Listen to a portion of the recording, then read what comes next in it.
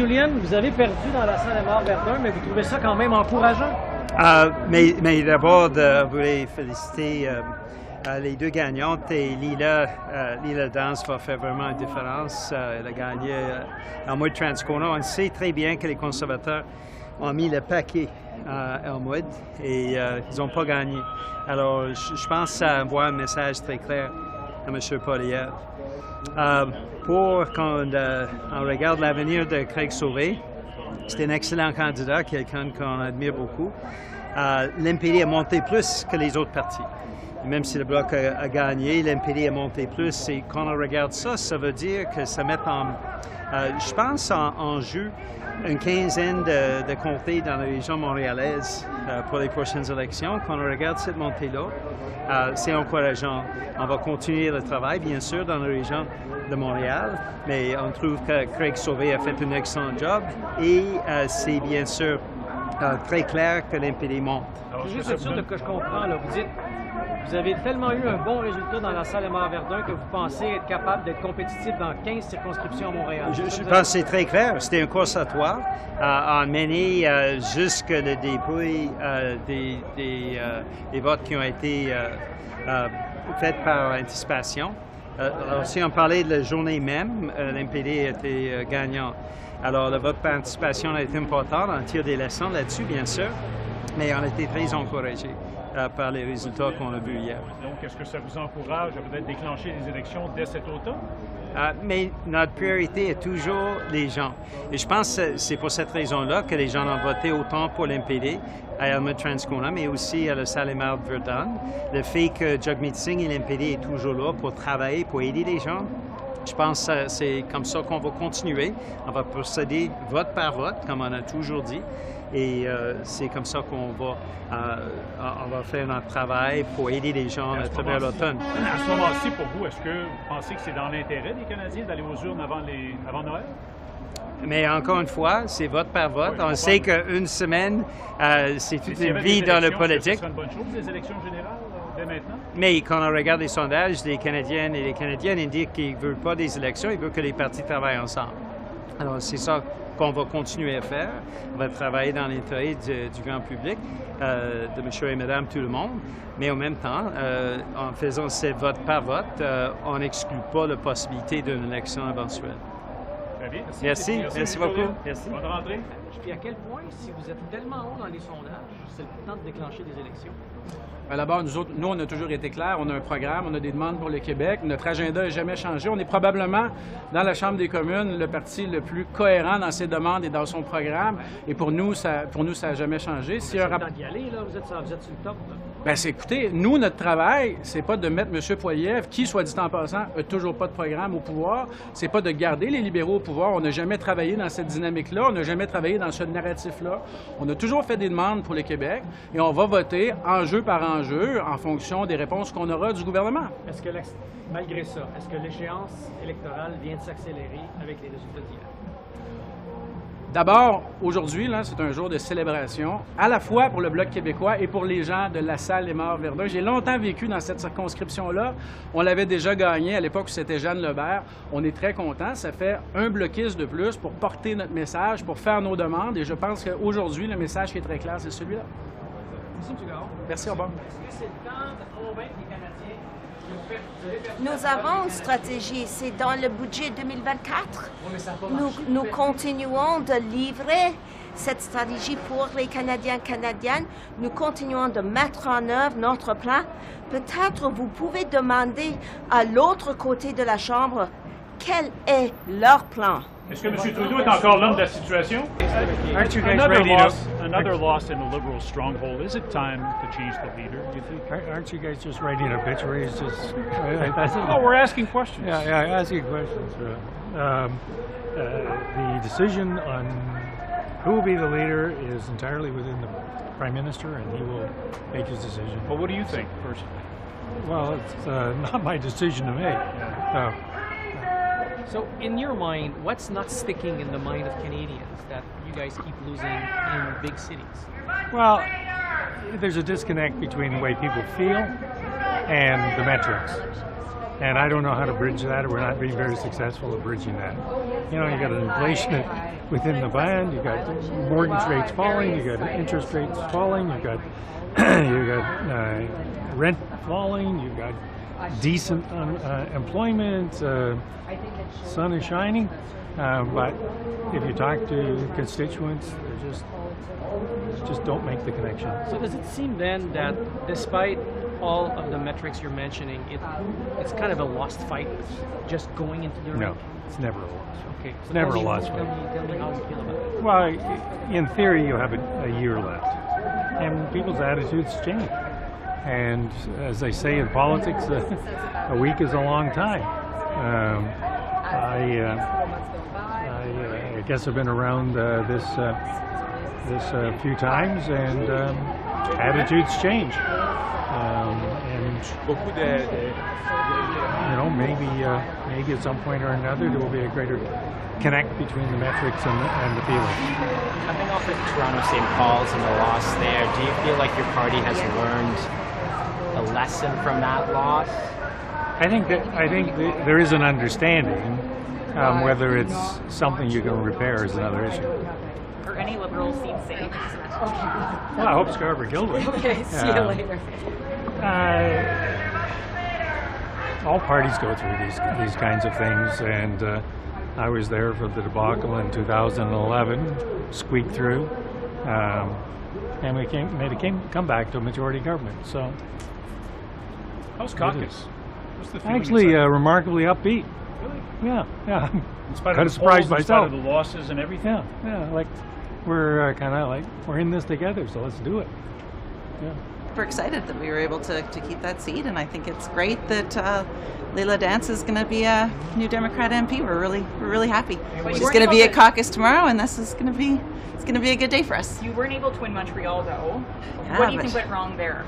Well, you know, to be honest, it was a really tight race. Like, it was really down to the wire. We all saw last night. It took forever, and I think that we've got a really good shot at it in the general election. It was really tight. It was really tight. It's never been that tight. Yeah. Except when you lost. So, what lesson can you get from that? That Pierre Poilievre seems to be eating your lunch with the working class.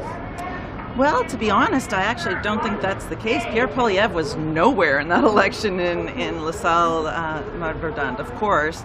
And we beat them in Winnipeg. We beat them in Transcona. I mean, realistically, frankly, I'm interested in eating a little bit of their lunch. Qu'est-ce qu'il faut retenir de la défaite dans la salle Émard-Verdun selon vous? Ouais, nous allons devoir regarder à présenter une nouvelle vision pour le pays. Je pense que c'est important. Je pense que c'est clair que les gens ont parlé, mais il faut aussi regarder. Nous avons comme par exemple Marc qui nous rejoint, qu'on regarde plus l'économie, puis nous avons déjà la rage des conservateurs qui sont déjà après le détruire, qui sont déjà après le discuter. Alors c'est une politique américaine que les gens n'aiment pas. Que les gens n'aiment pas. Alors oui, nous avons du travail à faire, du boulot à regarder, mais quand même, l'élection n'est pas ici, puis nous devons travailler ensemble. Si on parle de ce que les gens aiment et de ce que les gens n'aiment pas, vous ne semblez pas être dans la faveur populaire en ce moment. Oui, on voit pas de vision, on voit pas de plan pour reprendre le dessus. Comment vous allez faire pour reprendre la faveur populaire alors que vous êtes ici? Nous avons parlé la semaine passée avec Nanaimo pour regarder au niveau de l'économie. Alors je pense que c'est une des choses. On regarde les taux d'intérêt qui sont diminués parce que c'est une grande préoccupation des Canadiens. Nous avons le taux d'inflation qui est diminué, qui est encore on parle de coût de la vie, qui est vraiment important. Mais les gens, ils ne pas l'air de marcher. Oh écoute, ça vient juste d'arriver, là. Alors, ça s'est pas intégré dans les maisons. Alors, je pense que. C'est juste le chef, le problème? Non, pas du tout. Fait que c'est quoi le problème? Pas du tout. Pas du tout. What went wrong? What went wrong? Yes. I don't think there's anything specific that went wrong. I mean, we have to look at, COVID's been difficult. The world is changing. There's a lot of anxiety. People are really afraid. People are really angry. And all incumbents look at the G7 countries. They're all struggling. I mean, it's a characteristics of what's going on around the world. But we have to keep our heads up. We got to focus on helping people. We got to focus on listening. And that's what we've done this summer. And I think that's what we've done over the years. But it is a difficult time. Let's look at an incumbent government in the U.S. They changed the leadership of the ticket, and that seems to have turned things around. Well, I mean, there's a different system in the U.S., obviously, with a vice president, so I think that's something that's different. And incumbents across G7 countries have been struggling. So I think it's something that we have to look at what can we present to Canadians on a more proactive basis, and the economy is it. The economy, we've got to focus on the economy. We've got to make sure we focus on jobs. We've got to make sure we focus on the families. And also, every single time Pierre Poilievre comes to Northern Ontario with his rage farm of American-style politics, I get inundated on my constituent office with threats, with the staff, and that's not right. And I'm hearing as many individuals in my riding in Northern Ontario that are afraid of the politics that Pierre Poilievre represents. So let's take a step back here and look at what's important to people, and important to people is trying to make a difference. And that's what we're trying to do here in Parliament. And we'll do it with any party that wants to work with us. Si l'économie commence à aller bien, puis que les gens commencent à le réaliser, pensez-vous que c'est pour ça que Pierre Poilievre veut en aller à l'élection maintenant au lieu d'attendre? Non, Pierre Poilievre, il n'a pas gagné rien de sa vie. Je veux dire, de la chefferie, tu sais qu'il a fait, il a détruit Jean Charest, il a discrédité Patrick Brown. Alors, c'est pas quelqu'un qui a vraiment gagné aucune élection. Pourquoi il est pressé d'aller en élection? C'est-tu à cause que l'économie... les dépôts sont élevés, alors il pense qu'il va gagner. Mais vraiment, à la fin de la journée, qu'est-ce qu'on regarde? On a un système minoritaire présentement. On est un des plus longs, si pas le plus long gouvernement minoritaire dans l'histoire du Canada. Alors, il faut trouver des façons de travailler avec les autres partis, faire une différence. Alors, c'est pour ça que je suis ici. Je suis pas ici, puis j'aurais pu rester dans mon comté, j'aurais pu me retirer comme d'autres qui font. Mais je veux continuer à travailler. J'ai encore du travail à faire, puis je suis vraiment fier de ce qu'on a fait. Mais vraiment, il faut trouver une façon de délivrer le message, puis essayer de regarder un message plus concentré sur l'économie. Quels ajustements? Have to make some changes, and in that time now your party has lost 2 by-elections. So why do you think that Canadians are going to respond in the next election to this? My father was an MP in '68. My uncle was here.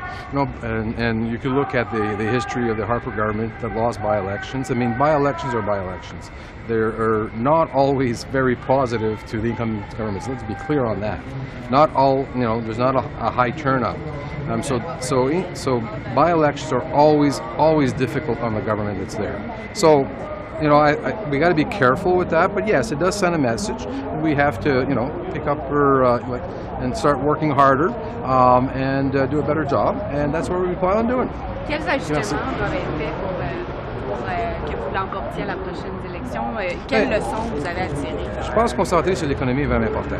Alors, je pense que le Nord de l'Ontario, lorsqu'on regarde les milieux critiques, on regarde au niveau des emplois, alors ça, c'est vraiment important. Puis je pense que d'ailleurs, ici, nous avons une opportunité maintenant. Nous avons un gouvernement minoritaire qui est déjà un des plus longs gouvernements dans l'histoire du Canada. Nous devons travailler législation par législation avec les différents partis. On va le faire. Il y a 3 partis ici. Les conservateurs, il ne faut pas se leurrer, ils n'ont pas d'intérêt à travailler avec personne. Alors, tu vois plusieurs votes que c'est les libéraux, le Bloc et les NPD qui votent ensemble. Alors, je pense que vous allez le voir les prochaines semaines, les prochains mois, comment que le parti des conservateurs avec Pierre Poilievre veut juste détruire. Ils veulent juste détruire les institutions aussi. Ils n'ont pas intéressé à faire aucune législation. Alors, nous autres, on va voir, comme gouvernement, il faut travailler avec notre parti, on est minoritaire. On veut continuer à gouverner pour les gens. C'est ça qu'ils nous disent. Moi, dans mon comté, dans l'Ontario, ils ne sont pas intéressés d'une élection comme celle-là. Ils veulent avoir du changement, puis l'économie, c'est important. Merci. C'est proche, puis d'avoir écoutez, je pense qu'on a eu une bonne soirée hier, le NPD. On a tenu le fort à Winnipeg. On a montré qu'on était capable de battre les conservateurs. Puis à Montréal, c'était le fil du rasoir. Vraiment, on est passé très, très proche. Est-ce que c'est décevant? Bien sûr. Est-ce que j'ai un peu le cœur brisé ce matin? Bien sûr. Mais on est fiers de la campagne qu'on a faite avec Craig. 28, 27, 26, ça peut pas être plus serré que ça. On s'est couché très tard, tout le monde, mais ce n'est que partie remise. Puis on a montré qu'on était toujours bien vivant puis une force importante sur l'île de Montréal. Importante assez pour gagner 15 sièges, comme disait un de vos collègues tantôt. Écoutez, j'ai déjà vu des vagues. J'ai déjà vu des vagues qui allaient de manière positive, des fois négative, j'en ai vécu aussi. Alors, tout est possible, mais quand on représente 26 % de l'électorat dans un château fort libéral, c'est l'ancien comté de Paul Martin que les libéraux ont échappé. Fait que ce qu'on a vu hier, c'est qu'il y a deux acteurs. Il y a le Parti conservateur, puis il y a Jagmeet Singh avec le NPD. Les libéraux ne peuvent plus gagner. Vraiment, c'était une déroute totale pour Justin Trudeau hier soir. Ça vous a tout pris pour gagner Elmwood-Transcona, par exemple. Pardon? Ça vous a tout pris pour gagner Elmwood-Transcona. Là, vous avez failli la perdre à 1200 voix, puis les conservateurs ont gagné beaucoup de terrain dans votre circonscription. Écoutez, regardez les sondages dans les prairies. Où sont les conservateurs de M. Poilievre aujourd'hui? C'est quand même un exploit d'être capable de tenir ce comté-là. Daniel Blakey avait gagné la première fois par 61 votes. C'est pas un château fort néo-démocrate. Il faut toujours se battre, le NPD. Alors, on va continuer à le faire. On est passé très proche dans LaSalle-Émard-Verdun, mais avec Craig Sauvé, la prochaine fois va être la bonne. Quel message doit entendre M. Trudeau? Your leader went to the riding something like 8 times. There was more money spent on just signs by Craig Sauvé than the entire budget in the last general election for the South. So it doesn't suggest that we're likely to see better results in the general election, doesn't it? Isn't there something disappointing for the NDP here? I don't see that like way. You know, we did a really great campaign with dozens and dozens of volunteers. We are the party who make the biggest progress in that riding during those by-elections. So 26%, of course I would have preferred to have Craig Sauvé as a partner and a colleague today. But it was so close, and it shows that in Montreal and in Quebec, the NDP is still a player. We are still a factor. We can still win in Quebec. Qu'est-ce que M. Trudeau doit entendre comme message qui lui a été lancé dans la LaSalle-Émard-Verdun? Je pense que les gens sont déçus des demi-mesures des libéraux qui se traînent les pieds. Les gens sont tannés sur le coût du logement, le coût du panier d'épicerie où les libéraux ne font absolument rien. Alors, soit qu'il y a beaucoup d'électeurs libéraux qui sont tournés vers d'autres partis, soit nous, le NPD ou le Bloc, ou qui sont carrément restés à la maison. Le chef du Bloc attribue une partie de la victoire, de leur victoire, à la fin de l'entente que vous aviez avec les libéraux. Qu'est-ce que vous en pensez? Ben, je vais laisser M. Blanchette à ses théories et à ses suppositions. Mais je me rappelle que dernièrement, il disait que le NPD était disparu de la carte complètement au Québec, alors qu'on est passé à ça de remporter hier l'élection partielle. Alors, je dirais à M. Blanchette de se calmer un petit peu dans ses pronostics parfois. Espérez-vous avoir des collègues québécois au lendemain des prochaines élections? Je suis très confiant que ça va être possible, puis on a montré hier que c'était possible. Are you concerned that you have two progressive parties fighting in a riding like such as LaSalle-Émard in Montreal? You're going to get a sovereignist party elected, and by extension, you might get a conservative government elected. Because some people are watching the result there and saying that this might be the case for the next election. But, nobody thinks that Justin Trudeau and the Liberals can win the next federal election. If the people don't want the cuts of Pierre Poilievre and the Conservatives, we are the progressive alternative. The NDP and Jagmeet Singh will fight the Conservatives. But are you, if you still came in third in a riding where you were very competitive in? I think that the Liberals are done. Finished, game over. And now it's going to be a fight between the cuts of Pierre Poilievre, and that kind of politics, that is really disturbing for Canadians, and the vision of hope of Jagmeet Singh. That will be the offer at the next federal election. You say they're done if you still placed further behind them. 28, 27, 26, it cannot be more close than that. Merci beaucoup, tout le monde. Disappointed with the... Well, no. We did really well. We held our seat we needed to, and Mr. Sauvé did a great job, and people got a chance to vote, and that's the most important thing. I come from a by-election, so I know what it's like, and just want to congratulate all that ran because it's important for our democracy. When you look at the Conservatives considerably increasing their vote share in Elmwood-Transcona, they're nipping at your heels. Well, that's also been a Conservative seat in the past at one point as well. So we held strong and did well, and know that area very well, so really happy, and can wait to have a new colleague. So, and again, we came close in LaSalle-Émard, which actually, ironically from Windsor, that used to be Paul Martin's seat at one point in time. So, and I came from a seat that was held 39 years from the Liberals. And so once it became NDP, it stayed NDP. So we'll just keep doing what we have to do. And again, all the people that ran, in terms of earnest, I'm really thankful for them because that's what our democracy needs. But you were also Thank you. By the Bloc in a heavily angry Thanks. ride. It's a loss. It's sad to see that, and I think when people speak, we need to listen. I've been having a lot of conversations with my people in Scarborough Centre, and I think we need to listen to the people. Does your party's stance on the Gaza conflict need to change? I have raised a few things many times, and I think we need to recognize anti-Palestinian racism. I had 7 roundtables across Canada, starting from Scarborough to Vancouver during the summertime in the month of August, and I've heard very clearly that it exists, it's deep, it's systemic. We need to recognize it and have a plan to combat it. We need to recognize state of Palestine. It's very important for the self-determination, for the rights of the Palestinian people. Do you think that would have made a difference? Can Justin Trudeau stay on as leader? Can Justin Trudeau stay on? The bottom line is, when people speak, we need to listen. We need to have those conversations and make sure that we listen to Canadians. Thank you. I guess what happened in Montreal, how are you viewing all of this? We're really happy. You know, we're going to be welcoming Leah Gazan to our caucus tomorrow, so it's really awesome to be welcoming a new member to our caucus. You know, in Montreal, I feel pretty good about that. I mean, I think the Liberals are the ones who might have to do some soul searching today, but I'm really proud of the campaign that Craig Sauvé run, and I think we put some good numbers on the board. I think Craig's going to be an incredibly strong candidate when the next election comes, so we're looking forward to putting him forward again. But we know your party is trying to say that you're the alternative to the Liberals, but you're still placed behind the Liberals in that race. How can you make that? Yeah, but look at the margins David Lametti won it by in 2021, and look how precipitously they've fallen. So I put a close third. I still chalk that up as a win. Look at the vote share that we gained, how close we were. You know, it was always going to be a tough battle, but Craig Sauvé put some good numbers on the board. We're going to build from that. And Ms. Dance is going to be in Ottawa tomorrow at caucus? She is. We're looking forward to welcoming her. I'm not sure when she's going to get sworn in, but I think it's awesome that she's going to be joining us. So if a close third is a win, by definition, the Conservative won in Elmwood-Transcona. I didn't say it was a win. Well, I said we posted some good numbers on the board, and I think Craig Sauvé's campaign should be really proud of that. So are yeah, you concerned about Elmwood-Transcona, how tight it was then? Not concerned at all. We held our own. Pierre Poilievre and the Conservatives put everything they could against us. We held firm, and Elmwood-Transcona wins because they have a strong new Democratic member of Parliament now. Thank you. Dans la région de Montréal, ces temps-ci. Non, c'est pas dangereux. OK, parce que là, on vient de perdre un gros morceau, là, LaSalle-Émard-Verdun. C'était une course serrée. À la fin, on n'a pas gagné, mais quand même, c'est pas un problème d'être une libérale à Montréal. Les gens semblent être en train d'indiquer le contraire. Qu'est-ce qu'il faut faire de différent pour que les gens comprennent? On doit écouter, on doit comprendre pour les raisons qu'on n'a pas gagné, et on doit ajuster. Maintenant, on adresse l'économie, on construit des maisons. On peut voir ça partout au pays. Et oui, on doit tirer des leçons. Did you volunteer in LaSalle? Pardon me? Did you volunteer in LaSalle-Émard?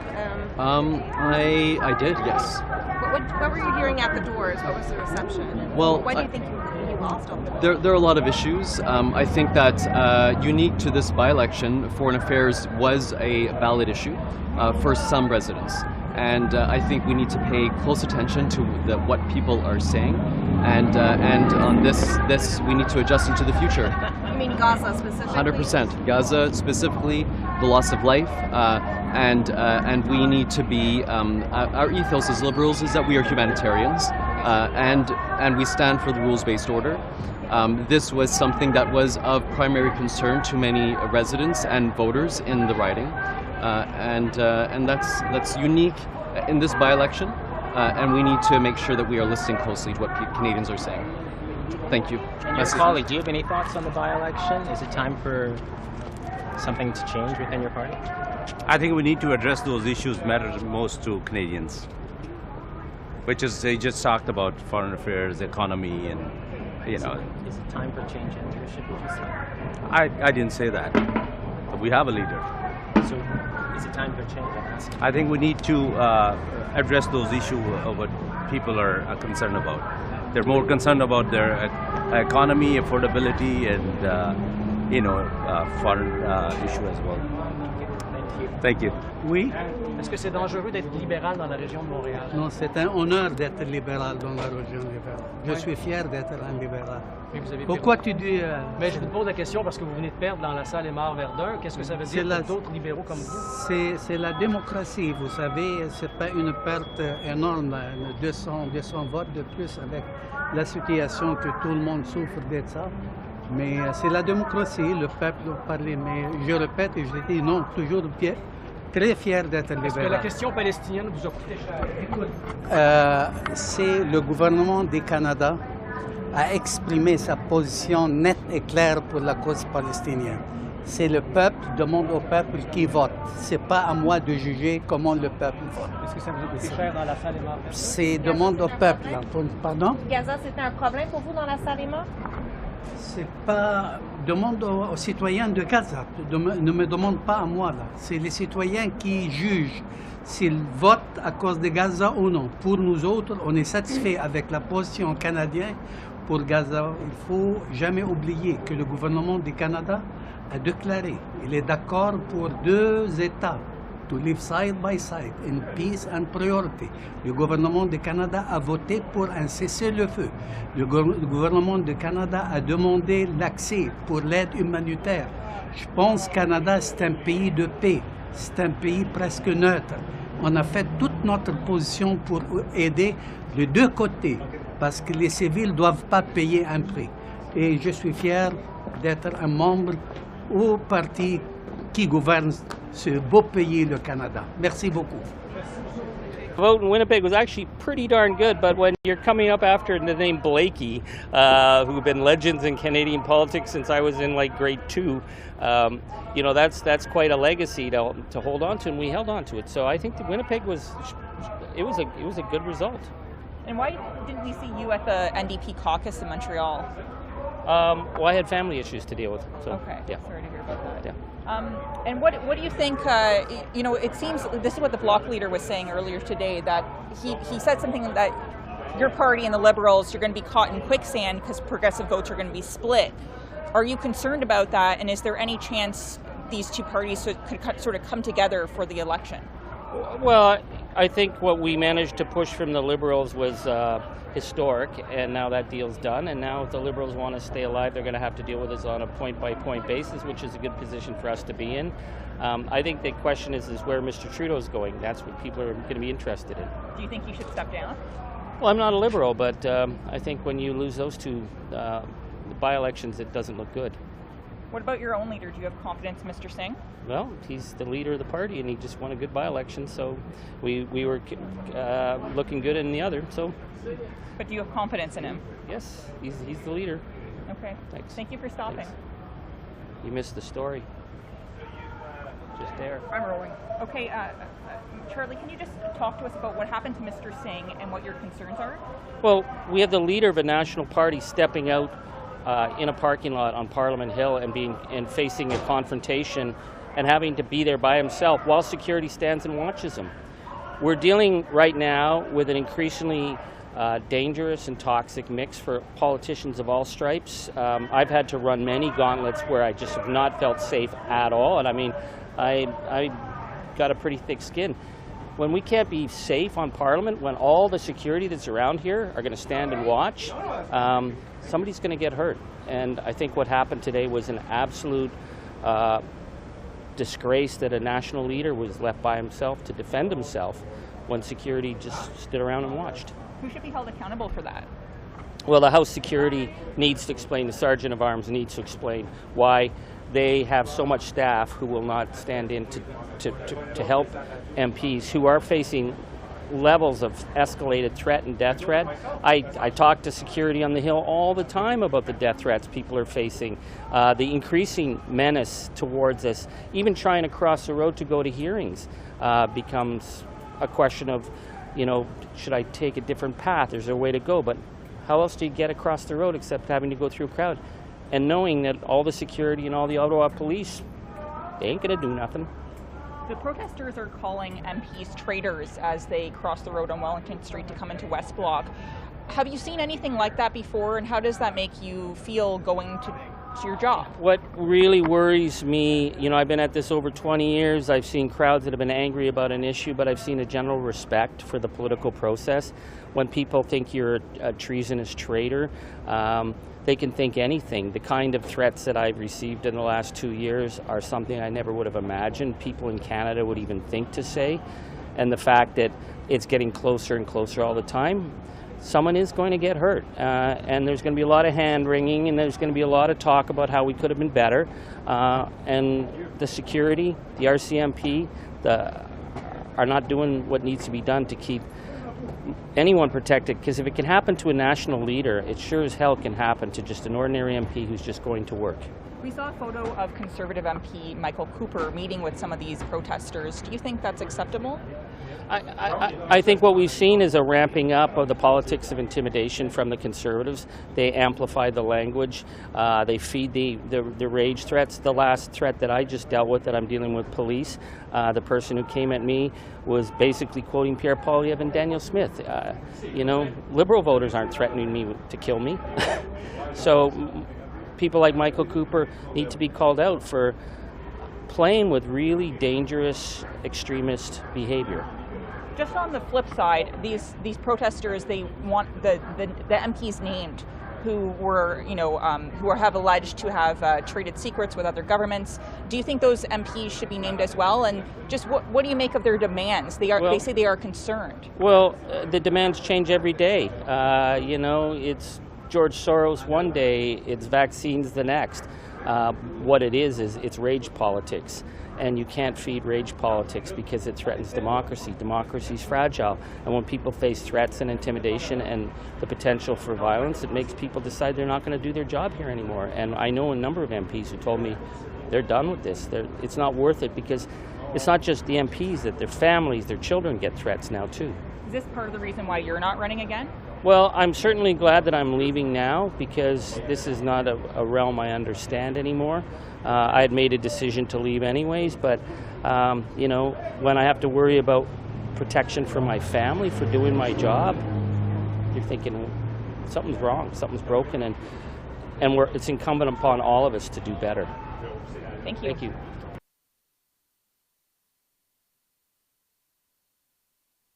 About, well, there's a video. Yeah, I have a video, and it's of. Oh, is this the thing about the people that were at the Terry Fox thing yesterday? I think it's a bit separate. Well, I don't know if it's the same people, but basically we have a video of some people who, I guess they were following. It looks like they're on the parliamentary precinct.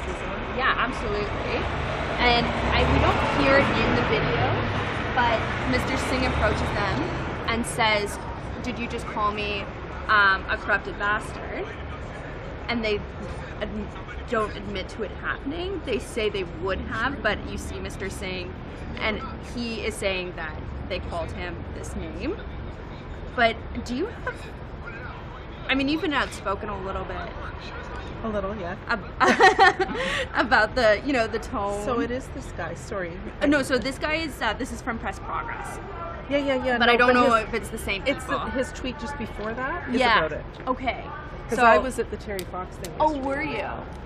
I mean, what do you make of this, everything that's happening? You know, a lot of people have been talking about the tone of politics these days. Obviously, you're not running again. You mentioned that this is part of it. I mean... Well, I mean, from a safety point of view, why are these people allowed to get so close to us? I mean, you know, like, I'm not overly comfortable, I'm not overly comfortable crossing the street to go to my office, quite frankly. And yesterday when I was at the, I just happened upon the rededication of the Terry Fox statue, and they were screaming, and I went inside the Wellington building and asked PPS to come out. I shouldn't have to do that, right? Like, it's... And it looks here in this video that this would have happened, I mean, just like at the back of just down here, yeah. Do you think it's acceptable that a protester was allowed to get that close to a political leader? I don't at all. I don't at all. Look what's happening in the States with the former president. And there's been 2 assassination attempts, and I mean, Mr. Singh is a bit of a lightning rod because he's recognizable, and there's so much rhetoric about the Liberals and the NDP. I find it really scary, and I worry that something is going to happen to people, to a politician here in Canada. And I mean, you're standing here, you can see what's going on across the street. Yesterday they were right up here. Who should be held accountable? Well, I think there should be. I think they need to review the kind of security that's provided to us, and I think this doesn't represent Canada. It's a bunch of bullies, and you know, it's bullies who are scaring Canadians who don't accept this kind of behavior into saying anything. So there was anyway, a photo, that's really unfortunate. There was a photo of the Conservative MP Michael Cooper meeting with some of these protesters. Yeah, I just heard that. Did you see that? I just wonder heard what you make of that, and is anybody from your party going to meet with them? And well, I'm really disappointed that Michael would do that, and you know, he should know better. Why do you say that? Well, because it just empowers people to be more bold when it gives them validation if an elected official meets with them like that. I don't know the circumstances of it, so you know, I wasn't there. I don't know the circumstances. Did Michael meet with them, or did he just happen to be out and someone came up to him? If he did meet with them, it validates what they're doing, and I just think that's wrong. Okay, no worries. Nice to see you. Thank you. Both. What blew your mind? Oui. There you go. That's fine. OK, bon. Moi, j'écoute le caméraman. What went through your mind when you saw this incident involving your leader? You know, I was a little bit afraid for him and for his security. It's something that concerns us as MPs and as a caucus. Security here on the Hill, but we have, you know, great guards that are keeping an eye on us and protect us. But it's also a problem outside the Hill, in the ridings, in the local offices of Member of Parliament. So we had the incident with the Leah Gazan office with a broken window with a rock. I know it happens more and more, and so this is not the kind of, you know, society we want to live in. But you know, it's concerning. Do you feel safe walking to Westwood? Yes. You feel safe? Yeah, but I'm a big guy. Yeah. Who should be held accountable for the, you know, a protester getting so close to Mr. Singh? I'm not sure. You know, I didn't analyze the video. I just talked to some guards here that were asking me questions if my staff feel threatened or if they can do something more. But I think everybody's doing their best. Maybe they need more resources. But, you know, it's also the environment and the atmosphere that is a little bit concerning. I don't want any, like, American-style politics with insults. And we saw that with the demonstration here in downtown Ottawa for a couple of weeks. You know, I don't want that to be repeated. Maybe the Ottawa police should be also concerned about what's going on on the street of the city. Should your leader have more of a security detail? I mean, really, in the video it appears it's him and an aide. Yes, we asked for that a couple of times. I think ministers should have more security. I think the leaders of federal parties should also. You know, Jagmeet is sadly insulted and, you know, sometimes almost physically aggressed by some people. I don't want him to have to defend himself physically, you know. So I think he should have a guard with him.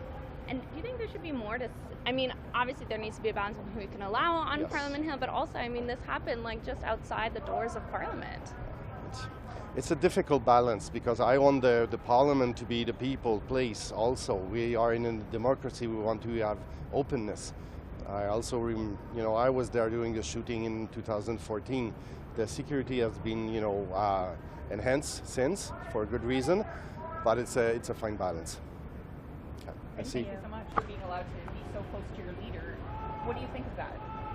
Well, I think there's bigger issues around security, but I think it goes into the fact that there are certain parties, I'd say the Conservative Party, who are fraternizing with hate groups, extremist groups, and we're seeing this kind of hate at our offices, and certainly bigger than that, impacting people throughout Canada. Do you believe your leader needs extra security? Well, I think, certainly we need to look at the security of MPs, but just, the other day at my office, I had a brick thrown through my window at the Pride flag. We moved the Pride flag, they threw the brick. What I said was, I'm sad that my window was broken, but that could have been a human being. We as elected officials have a responsibility about the kind of messages that we send in the House of Commons. This anti-trans rhetoric, this threat on bodily autonomy, this anti-immigration sentiment that was being spoken in the House today, this places groups at risk. I don't support that, and I think hate needs to be called out, especially when it's coming from political parties in this country. Were you in your office when that rock was thrown? No, I was not. Okay.